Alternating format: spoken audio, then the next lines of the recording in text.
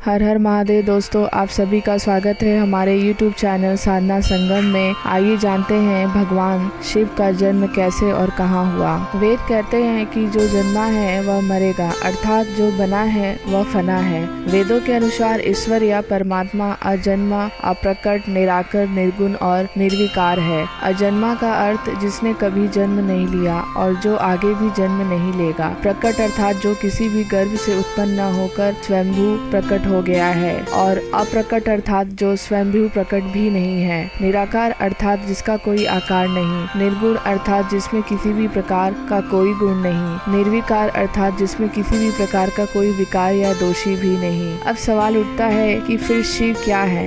वे किसी न किसी रूप में जन्मे या प्रकट हुए हैं, तभी तो उन्होंने विवाह किया, तभी तो उन्होंने कई असुरों को वरदान दिया और कई असुरों का वध भी किया। दरअसल जब हम शिव कहते हैं तो वह निराकार ईश्वर की बात होती है, और जब हम सदाशिव कहते हैं तो ईश्वर महान आत्मा की बात होती है, और जब हम शंकर या महेश कहते हैं तो वह सती या पार्वती के पति महादेव की बात होती है। बस हिंदू जन यही भेद नहीं कर पाते हैं और सभी को एक ही समान मान लेते हैं। अक्सर भगवान शंकर को शिव भी कहा जाता है। आइए जानते हैं भगवान शंकर का जन्म कैसे हुआ। शिव पुराण के अनुसार भगवान सदाशिव और पराशक्ति अंबिका से ही भगवान शंकर की उत्पत्ति मानी गई है। उस अंबिका को प्रकृति सर्वस्वरी त्रिदेव जननी ब्रह्मा, विष्णु और महेश की माता है। नित्या और मूल कारण भी कहते हैं। सदाशिव द्वारा प्रकट की गई उस शक्ति की 8 भुजाएं हैं। पराशक्ति जगत जननी व देवी नाना प्रकार की गतियों से संपन्न है और अनेक प्रकार के अस्त्र शक्ति धारण करती हैं। वह शक्ति की देवी काल रूप सदाशिव की अर्धांगिनी दुर्गा है।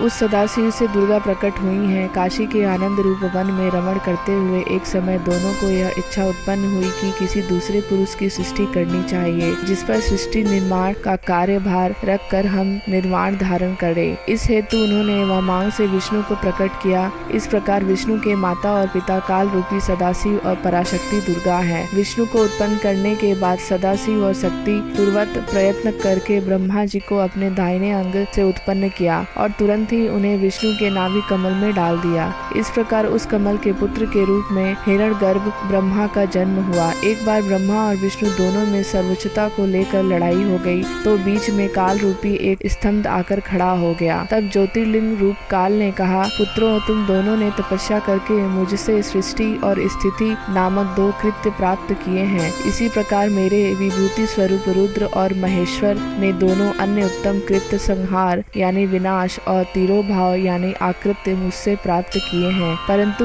अनुग्रह नामक दूसरा कोई कृत्य पा नहीं सकता। रुद्र और महेश्वर दोनों ही अपने कृत्य को भूले नहीं है, इसलिए मैंने उनके लिए अपनी समानता प्रदान की है। सदाशिव कहते हैं, ये रुद्र और महेश मेरे जैसे ही वाहन रखते हैं, मेरे जैसा ही वेश धरते हैं और मेरे जैसे ही इनके पास हथियार है। वे रूप, वेश, वाहन, आसन और कृत्य में मेरे ही समान है। अब यहाँ 7 आत्मा हो गई है। ब्रह्मा से सदाशिव, सदाशिव से दुर्गा, सदाशिव दुर्गा से विष्णु, ब्रह्मा, रुद्र, महेश्वर। इससे यह सिद्ध हुआ कि ब्रह्मा, विष्णु, रुद्र और महेश के जन्मदाता काल रूपी सदाशिव और दुर्गा हैं। भगवान शिव का जन्म कहाँ हुआ था, आइए जानते हैं। उस काल रूपी ब्रह्मा सदाशिव ने एक ही समय शक्ति के साथ शिवलोक नामक क्षेत्र का निर्माण किया था। उस उत्तम क्षेत्र को काशी कहते हैं। वह मोक्ष का स्थान है। यहाँ शक्ति और शिव अर्थात काल रूपी ब्रह्मा, सदाशिव और दुर्गा यहाँ पति और पत्नी के रूप में निवास करते हैं। यहीं पर जगत जननी ने शंकर को जन्म दिया। इसे मनोरम स्थान काशीपुर की प्रलय काल में भी शिव और शिवा ने अपने सांधिग्य से कभी मुक्त नहीं किया था। एक अन्य पुराण के अनुसार एक बार ऋषि मुनियों में जिज्ञासा जागी कि आखिर भगवान शंकर के पिता कौन है। यह सवाल उन्होंने शंकर जी से ही पूछ लिया कि महादेव, आप सबके जन्मदाता हैं, लेकिन आपका जन्मदाता कौन है? आपके माता पिता का क्या नाम है? इस प्रश्न का उत्तर देते हुए भगवान शिव ने कहा, हे मुनिवर, मेरे जन्मदाता भगवान ब्रह्मा है। मुझे इस सृष्टि का निर्माण करने वाले भगवान ब्रह्मा ने जन्म दिया है। इसके बाद ऋषियों ने एक बार फिर भगवान शंकर से पूछा कि यदि वे आपके पिता हैं तो आपके दादा कौन हुए? तब शिव ने उत्तर देते हुए कहा कि इस सृष्टि का पालन करने वाले भगवान श्री हरि अर्थात भगवान विष्णु ही मेरे दादाजी हैं। भगवान की इस लीला से अनजान ऋषियों ने फिर से एक और प्रश्न किया कि जब आपके पिता ब्रह्मा दादा विष्णु हैं तो आपके परदादा कौन है? तब शिव ने मुस्कुराते हुए उत्तर दिया कि स्वयं भगवान शिव है। धन्यवाद दोस्तों। अगर यह आपको कहानी अच्छी लगी हो तो हमारे हमारे चैनल को लाइक, शेयर और सब्सक्राइब कीजिएगा।